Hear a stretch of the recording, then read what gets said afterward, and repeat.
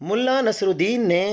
بیکاری سے تنگ آ کر انڈوں کا کاروبار شروع کیا۔ وہ بازار سے 10 روپے فی درجن انڈے خریدتا، گھر لا کر بیگم کے حوالے کرتا کہ ایک ٹرے سے نکال کر دوسری ٹرے میں ڈالے، اور پھر وہی انڈے 10 روپے فی درجن کے حساب سے بیچ دیتا۔ بیگم کچھ عرصہ تو سمجھتی رہی کہ شاید یہ تعارفی قیمت ہے، لیکن جب یہی بغیر منافع کا کاروبار طویل ہو گیا تو وہ ملا سے لڑ پڑی کہ آخر اس کا مقصد کیا ہے۔ ملا نے داڑھی پر ہاتھ پھیرا اور سوچنے والے انداز میں کہا، ایک تو ہم دونوں اس کام کی وجہ سے مصروف ہو گئے ہیں، اور دوسرا یہ کہ منافع ہو نہ ہو لوگ تمہیں تاجر کی بیوی تو کہتے ہیں نا۔ پاک افغان جنگ ہو یا نہ ہو، کم از کم کل تک آتے جاتے کو فتویٰ بانٹنے والے